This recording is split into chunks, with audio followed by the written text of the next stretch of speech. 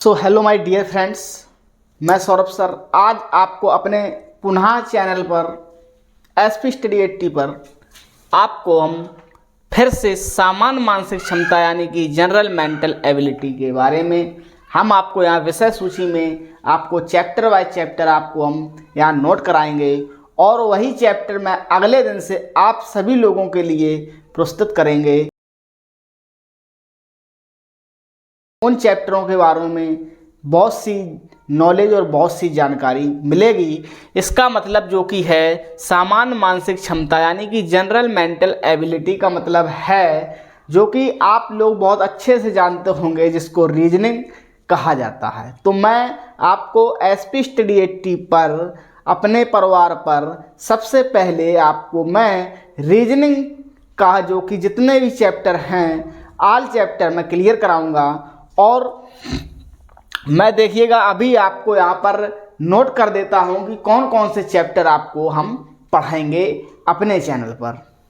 तो आइए फ्रेंड्स देखिएगा कि हमने आपको यहाँ पर 1 से लेकर 23 तक टोटल के टोटल हमने यहाँ पर क्या सामान्य मानसिक क्षमता की विषय सूची यहाँ पर हमने दर्शाई है आप लोगों को। और ये 23 तक पहुंचने में हम आपकी मदद करेंगे मात्र कितने दिनों में?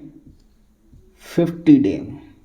ओके, मात्र 50 दिनों में आपको हम ये टोटल के टोटल 23 चैप्टर क्लियर कराएंगे। ओके, और यदि हो सकता है कि हम और आप दोनों मिलकर अगर मेहनत करेंगे इस चैनल पर तो ये 50 दिन से पहले भी हो सकते हैं क्लियर। ठीक है, ये हमारा वादा रहा। तो देखिएगा आप इन सभी को क्या अपनी कॉपी में नोट कर लीजिएगा, क्योंकि आपको अगर लगता है कि सर ने ये चैप्टर छोड़ दिया है तो आप कमेंट में हमें बता सकते हैं कि सर आपने दर्पण प्रतिबिंब वाला चैप्टर छोड़ दिया है। तो देखिएगा सबसे पहला चैप्टर आपका क्या है? इनपुट और आउटपुट। क्या है? इनपुट और आउटपुट।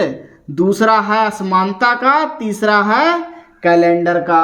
हो सकता है कि आप लोगों ने इन 23 चैप्टरों में से कुछ चैप्टर पढ़ रखे होंगे पहले से, और यदि पढ़ रखे हैं ना तो फिर भी इस चैनल पर अपने परिवार पर एक बार फिर से पढ़ लेना, ताकि आपको और कॉन्फिडेंस हो जाए उन चैप्टरों के बारे में। ठीक है, और अच्छे से समझ में आ जाए। शायद उनका दूसरों का पढ़ाने का तरीका अलग हो और अपना अलग हो। समय और घड़ियाँ चौथा है ना, पांचवा है जल प्रतिबिंब, छठवां है दर्पण प्रतिबिंब और सातवां है पासा। पासा तो आप सभी लोग जानते ही होंगे। ठीक है, जो लूडो में खेला जाता है उसको ही पासा कहते हैं। वर्गीकरण, वर्णमाला भी आप जानते होंगे। ओके, ये 9 चैप्टर है वो वर्णमाला का है। 10वां है कोडिंग और डिकोडिंग। 11वां है दिशा और दूरी। ठीक है, दिशा और दूरी भी बहुत इंटरेस्टेड टॉपिक है। नंबर 12 है आपका रक्त संबंध के क्वेश्चन, रिलेशनशिप के क्वेश्चन। ठीक है, ये वही क्वेश्चन है। पदों का व्यवस्थीकरण, पहेली जिसको पजल कहते हैं, इसको सुलझाना, पहली को सुलझाना। ठीक है, पजल है, इंग्लिश नेम पजल है। और क्यूजिटिव, कथन और कारण। अब आपका जो 17वां है वो कारण और प्रभाव। 18वां है आरेखी व्याख्या। 19वां है कथन और कार्यवाही। 20वां है शब्दों का तर्क संगत क्रम। ठीक है, ये इस प्रकार से आपके 23 हो जाते हैं।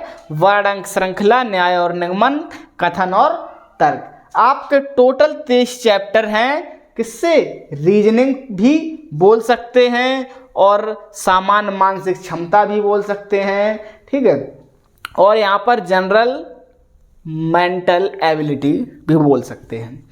तो हमने आपको यहाँ पर 23 चैप्टर दर्शाए हैं। तो कल से जो कि अपना चैप्टर शुरू होगा वो चैप्टर होगा इनपुट और आउटपुट। कौन सा होगा? पहला चैप्टर इनपुट और आउटपुट।